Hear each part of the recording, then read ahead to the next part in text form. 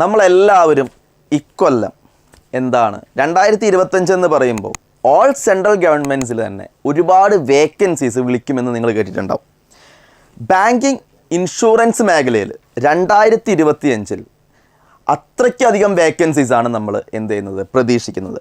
അതിന് പ്രധാനമായിട്ടുള്ള കാരണം ഒരുപാട് നമുക്ക് ബാങ്കിങ് മേഖലയിൽ വർക്ക് ചെയ്യുന്നവരിൽ യൂണിയൻസിൽ നിന്നുമൊക്കെ അറിയാൻ കഴിഞ്ഞത് അത്രയ്ക്കധികം റിട്ടയർമെൻറ്റ്സ് ഈ 2025 വർഷത്തിൽ നടക്കുന്നുണ്ട്. അപ്പോൾ അതുകൊണ്ട് തന്നെ സ്റ്റാഫ് ഷോർട്ടേജ് എല്ലാ ബാങ്കുകളിലും എല്ലാ ബ്രാഞ്ചിലും നല്ല രീതിയിൽ തന്നെ സ്റ്റാഫ് ഷോർട്ടേജ് ഉണ്ട്. അപ്പോൾ ഈ കൊല്ലം എന്തായാലും 2025 എല്ലാ ബാങ്കുകളും ഡിസൈഡ് ചെയ്തിട്ടുള്ളത് സ്റ്റാഫ് ഷോർട്ടേജ് എല്ലാം നികത്താനായിട്ടാണ്. അതിൻ്റെ ഫലമായിട്ട് ബാങ്കിങ് മേഖലയിൽ ഈ 2025 കാലഘട്ടത്തിൽ അത്രയ്ക്കധികം വേക്കൻസീസ് വിളിക്കുന്നുള്ള കാര്യം 100% ഉറപ്പാണ്. അതിന് മുന്നോടിയായിട്ടാണ് ഇക്കൊല്ലം SBI POയും ക്ലർക്കും ഓൾറെഡി നോട്ടിഫിക്കേഷൻ വന്നിട്ടുണ്ട്. വീണ്ടും ഫൈനൽ അവസാന മാസമാകുമ്പോഴേക്കും ഡിസംബർ ആകുമ്പോഴേക്കും വീണ്ടും നോട്ടിഫിക്കേഷൻ വരാനുള്ള സാധ്യതയും നമുക്ക് തള്ളിക്കളയാൻ പറ്റില്ല. IBPS ഓൾറെഡി ഇക്കൊല്ലം എക്സാംസ് കണ്ടക്ട് ചെയ്യുന്ന മാസങ്ങൾ ഏതൊക്കെയാണെന്ന് പറഞ്ഞ് IBPS ക്ലർക്ക്, IBPS PO, അതേപോലെ RRB ക്ലർക്ക്, RRB ഓഫീസ് അസിസ്റ്റൻറ്റിൻ്റെയും കലണ്ടർ ഇഷ്യൂ ചെയ്തിട്ടുണ്ട്. അതിനർത്ഥം എന്തായാലും എക്സാംസ് ഉറപ്പായിട്ടും നടക്കുമെന്നുള്ള കാര്യം IBPS അറിയിച്ചിട്ടുണ്ട്. ഏതൊക്കെ മാസങ്ങളിലാണ് എക്സാം നടക്കുക എന്നുള്ള വ്യക്തമായിട്ടുള്ള ധാരണയും സ്റ്റുഡൻസിന് തന്നിട്ടുണ്ട്. നമുക്ക് 2024 എല്ലാ മേഖലയിലുള്ള എക്സാംസും ഓൾറെഡി നടന്നു കഴിഞ്ഞു.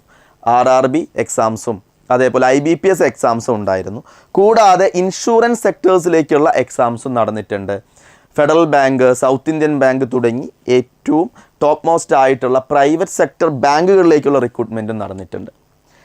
അതിന് ശേഷം 2025 ഈ പറഞ്ഞ ഓൾറെഡി പ്രൈവറ്റ് ബാങ്കുകളും എക്സാംസ് കണ്ടക്ട് ചെയ്യുന്നുണ്ട്. അവിടെയും സ്റ്റാഫ് ഷോർട്ടേജ് നല്ല രീതിയിൽ ഉണ്ടെന്നാണ് നമുക്കറിയാൻ കഴിഞ്ഞിട്ടുള്ളത്.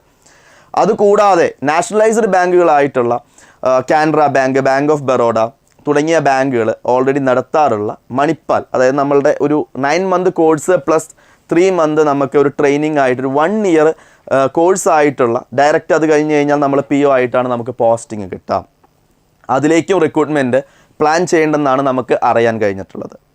അപ്പോൾ നിങ്ങൾക്ക് ബാങ്കിങ് മേഖലയിൽ ഒരു ജോലി സ്വപ്നം കാണുന്ന ഏതൊരു ഉദ്യോഗാർത്ഥിക്കും 2025 സുവർണ അവസരമാണ് വന്നു ചേർന്നിരിക്കുന്നത്. ഇപ്പോൾ ഏകദേശം നമുക്ക് ഫെബ്രുവരി മാസം ആയിട്ടേ ഉള്ളൂ. ഇനിയും നിങ്ങൾ പഠിക്കാൻ തുടങ്ങിയിട്ടില്ല എന്നുണ്ടെങ്കിൽ സമയം വൈകിട്ടില്ല. കാരണം ഫുൾ സിലബസ് കവർ ചെയ്ത് നിങ്ങൾക്ക് മോക്ക് ടെസ്റ്റുകളെല്ലാം ചെയ്ത് നല്ല രീതിയിൽ ഒരു ബാങ്കിങ് എക്സാംസ് എഴുതാനായിട്ട് പ്രിപ്പയർ ചെയ്യാനായിട്ടുള്ള ടൈം ഇപ്പോൾ നിങ്ങളുടെ മുന്നിലുണ്ട്. ഇനിയിപ്പോൾ നമുക്ക് ഏകദേശം ഒരു 2 മാസമൊക്കെ കഴിയുമ്പോൾ നോട്ടിഫിക്കേഷൻസ് വരാൻ തുടങ്ങും. അപ്പോൾ നമുക്ക് ആദ്യം പ്രിലിമിനറി എക്സാമിനേഷൻ ആയിരിക്കും, പിന്നെ അതിനിടയിൽ പ്രൈവറ്റ് ബാങ്ക് വിളിക്കും, പിന്നെ PO വിളിക്കും, ക്ലർക്ക് വിളിക്കും. അപ്പോൾ ഇതിൻ്റെ മെയിൻസ് വരും. അപ്പോൾ ബാക്ക് ടു ബാക്ക് എക്സാമുകൾ നിങ്ങൾ എഴുതിക്കൊണ്ടിരിക്കുമ്പോൾ നമ്മൾ പാക്ക്ഡ് ആവും. അപ്പോൾ നിങ്ങൾക്ക് കറണ്ട് അഫയേഴ്സ് GA പഠിക്കാനായിട്ട് ടൈം ഉണ്ടാവില്ല, അതേപോലെ മോക്ക് ടെസ്റ്റുകൾ ചെയ്യാനായിട്ട് സമയം ഉണ്ടാവില്ല. നമ്മൾ ആകെ കൺഫ്യൂസ്ഡ് ആയിരിക്കും. അപ്പോൾ നമ്മൾ എന്ത് ചെയ്യണം? എല്ലാം പഠിച്ച് നല്ല സെറ്റായിട്ടിരിക്കണം. നോട്ടിഫിക്കേഷൻ എന്ന് വരുന്നോ അന്ന് അപ്ലൈ ചെയ്ത് എക്സാം എഴുതാനായിട്ട് നിങ്ങൾ റെഡി ആയിട്ടിരിക്കണം. അപ്പോൾ നമ്മളുടെ മുന്നിലുള്ള ടൈം നമ്മൾ യൂട്ടിലൈസ് ചെയ്തേ പറ്റൂ.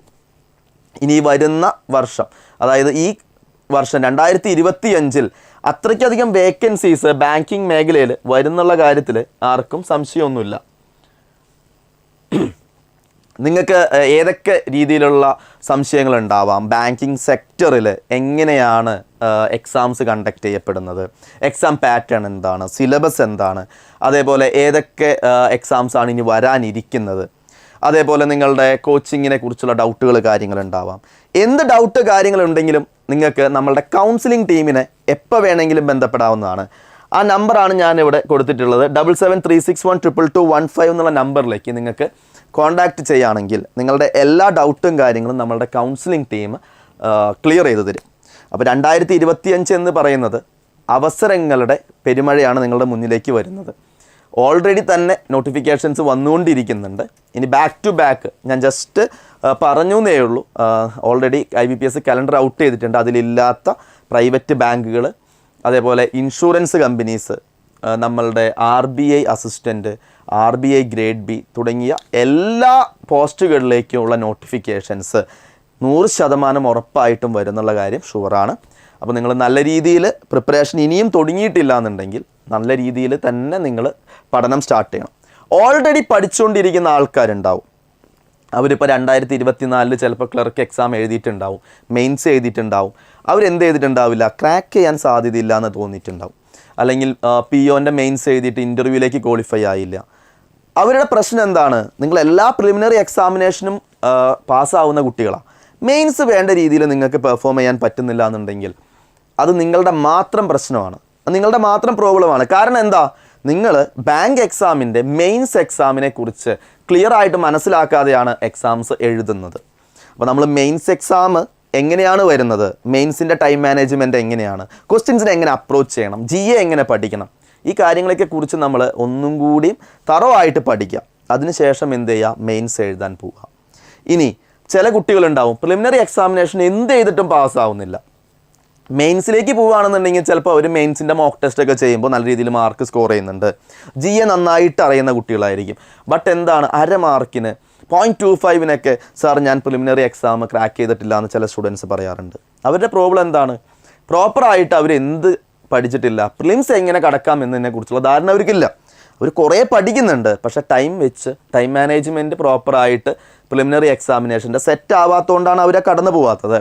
അവരെന്ത് ചെയ്യുക, കൂടുതൽ സമയം പ്രിലിമിനറി എക്സാമിനേഷൻ എങ്ങനെ ക്രാക്ക് ചെയ്യുക എന്നുള്ളതിനെക്കുറിച്ച് പഠിക്കുക. അതിനുശേഷം എന്ത് ചെയ്യാം, നല്ല രീതിയിൽ മോക്ക് ടെസ്റ്റുകൾ കാര്യങ്ങൾ ചെയ്ത് നിങ്ങൾ പഠനം സ്റ്റോപ്പ് ചെയ്യരുത്. ഓൾറെഡി ഞാൻ മെയിൻസ് എഴുതിയ ആളാണെന്ന് കരുതി ഈ ഒരു 6 മാസക്കാലം പഠിക്കാതിരുന്ന് കഴിഞ്ഞാൽ അവിടെ നിങ്ങൾക്ക് എന്താണ്, നിങ്ങളുടെ സ്പീഡ് പോവും. നമ്മൾ ഇത്രയും നാളും നമ്മൾ ആ ക്രിയേറ്റ് ചെയ്ത നമ്മളുടെ കോൺഫിഡൻസ് പോവും. പിന്നെ മോക്ക് ടെസ്റ്റ് ചെയ്യുമ്പോൾ ചിലപ്പോൾ നിങ്ങൾക്ക് മാർക്ക് എത്രയായിരിക്കും, നല്ല രീതിയിൽ താഴെ പോയിട്ടുണ്ടാവും. അപ്പോൾ നിങ്ങൾ പഠനം ഒരിക്കലും നിർത്തരുത്, കണ്ടിന്യൂസ് ആയിട്ട് പഠനം നിങ്ങൾ കൊണ്ടുപോകണം. എങ്ങനെയാണോ നിങ്ങൾ പഠിച്ചുകൊണ്ടിരുന്നത് ആ ഒരു ഫ്ലോയിൽ തന്നെ നിങ്ങളുടെ പഠനം മുന്നോട്ട് കൊണ്ടുപോകുക.